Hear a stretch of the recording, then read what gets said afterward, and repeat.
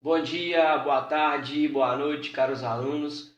Professor Luan Martins na área e hoje trago para vocês uma novidade do canal, as aulas teóricas de matemática. Começarei com as aulas teóricas do oitavo ano do Ensino Fundamental 2. O tema da aula de hoje é conjunto dos números racionais. Começaremos, pessoal, com uma videoaula sobre introdução, como é a cara de um número racional, como é o formato de um número racional. Na próxima videoaula, nós iremos falar sobre a reta numérica, como localizar números racionais na reta numérica. Esse é um ponto muito importante. E a terceira videoaula desse capítulo, nós falaremos sobre comparação de números racionais. Iremos comparar um número se é maior, menor ou igual a outro número. Então fiquem comigo e vamos à primeira aula, que é a aula introdutória sobre números racionais.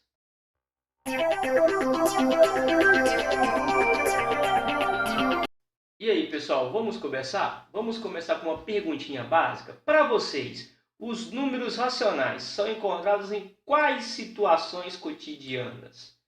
Pausa o vídeo, pensa um pouquinho, depois você continua o vídeo. E aí, pessoal, conseguiram pensar em alguma situação? Eu trouxe para vocês aqui 3 situações. Vamos começar com essa aqui primeiro, a da Mariana, que viajou para o Chile no dia 3 de julho de 2018 e experimentou uma temperatura de -3 graus Celsius.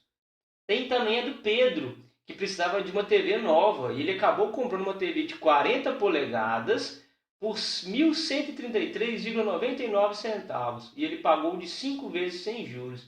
Tem também da Paula, como vocês alunos, ela também está dentro da sala de aula, numa sala de aula do oitavo ano com 30 alunos e 2/3 desses alunos da turma são meninas. Dessa quantidade, 20% usam óculos. Eu quero que vocês observem esses números que eu acabei de grifar. Todos os números que eu grifei aqui são números racionais.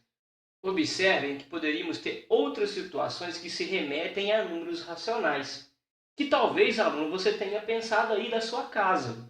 Vamos então para a parte da definição de um número racional? Vamos saber qual que é a cara desse número racional? Pessoal, a cara de um número racional, ele é sempre uma cara fracionária. Ele é sempre um número que é escrito na forma de fração.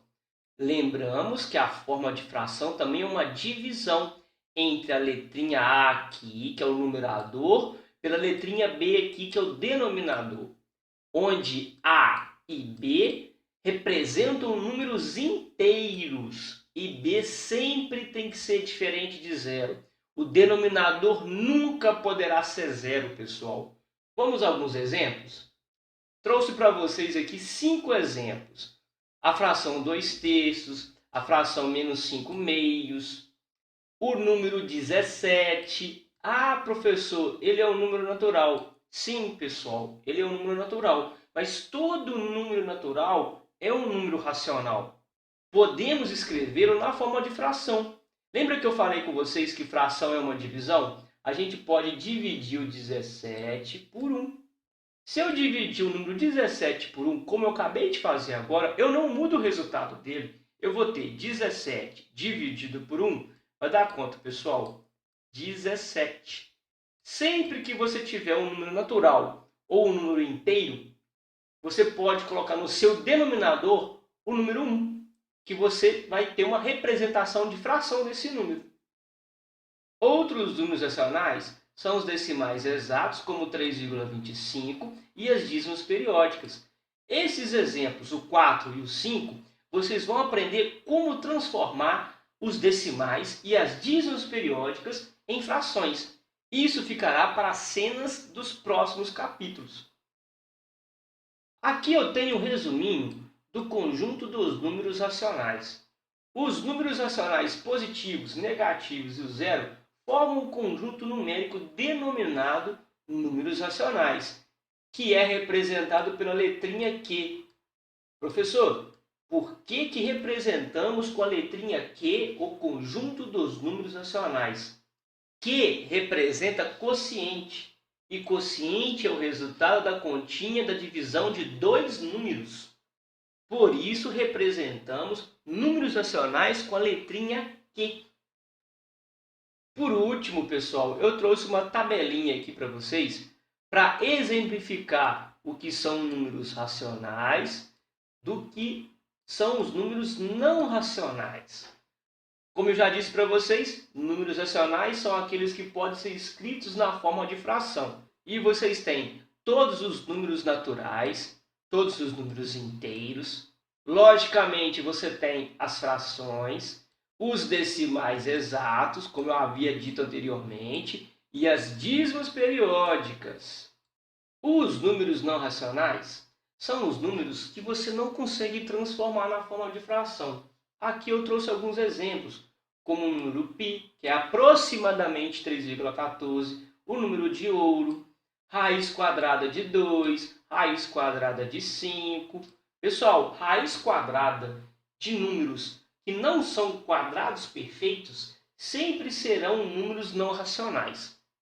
Posteriormente explicarei isso. Vocês têm as dízimas não periódicas, como o número de Euler, e você tem também as raízes quadradas de números negativos. Isso aqui é cena lá para o final do ensino médio, com números complexos. Acredito que vocês tenham entendido essa aula. Obrigado. Se inscrevam no canal e ative o sininho para receber novas atualizações do canal. Isso ajudará muito o projeto. Obrigado, pessoal.